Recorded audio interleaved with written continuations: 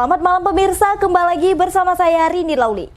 Pemirsa, beberapa menit ke depan kami akan menyajikan berita-berita terkini dan isu-isu nasional yang tren di tengah masyarakat. Masih dalam program 7 Inspirasi untuk Anak Negeri. Pemirsa, pohon kurma merupakan pohon yang aslinya tumbuh di daerah arid atau daerah dengan iklim kering, seperti Timur Tengah dan wilayah Afrika Utara semacam Mesir. Namun di luar iklim aslinya tersebut, pohon kurma juga ada yang mampu tumbuh di daerah tropis. Seperti di Tanah Karo, Sumatera Utara, pohon kurma tumbuh subur yang dibudidayakan oleh Bena Ukur Tarigan sejak 2017. Awalnya, beliau terinspirasi dari negara Thailand pada 2016 saat melakukan studi tur, melihat pohon kurma tumbuh dengan bagus di sana. Saat itu, Bena Ukur Tarigan meneliti bahwa di Desa Kutambaru, Kecamatan Tigenderket adalah daerah dengan iklim yang sangat cocok ditanam pohon kurma. Karena kadar tinggi laut, perbedaan suhu siang dan malam, kadar hujan dan pohon tanah, membuatnya semakin yakin bahwa kurma yang dia tanam akan menghasilkan buah yang bagus. Walau pernah menuai ketidakyakinan dari masyarakat bahwa pohon kurma bisa berbuah di Kutambaru karena biasanya tumbuh di Timur Tengah. Sampai saat ini, penghasilan belum terlalu banyak karena tahun lalu 13 pokok sudah berbuah dan tiap pohonnya terdapat 9 janjang. Selain itu, beliau juga berkebun salak yang katanya perawatan pohon kurma hampir sama dengan perawatan salak, tetapi lebih banyak membutuhkan pupuk. Juga menanam buah naga yang luasnya sekitar 1,8 hektar berjumlah 200 pokok. Sejauh ini tidak ada kendala khusus yang ia temui selama merawat kurma. Tetapi pernah kejadian di mana 20 pokok kurma mati karena wawong atau bahasa Karonya kidu-kidu. Saat itu beliau belum mengetahui penyakit pohon kurma tersebut. Namun setelah kejadian itu akhirnya mengetahui penyakitnya. Menurut Bena Ukur Tarigan, kurma sangat cocok dan baik ditanam karena mulai dari 10 hingga 1.200 dari permukaan laut, dan ia memberitahu bahwa perlu penanganan khusus ataupun pemindaan dari pihak pertanian. Menanam kurma di sini adalah karena pernah saya tahun 2016 jalan-jalan ke Thailand, dan di sana saya melihat kurma ini sangat bagus sekali dan berbuah lebat, dan saya melihat tingginya dari permukaan laut, udaranya, curah hujan, perbedaan udara siang dan malam, dan begitu juga pH tanahnya.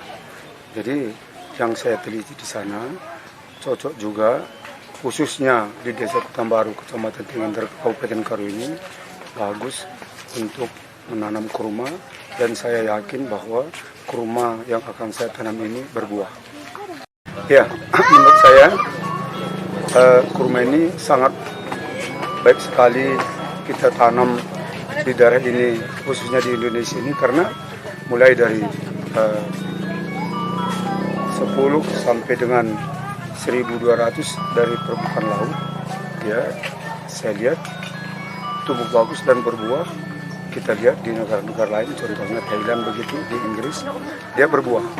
Cuman perlu ini penanganan khusus, dan kalau bisa ada risetnya tentang ini, ataupun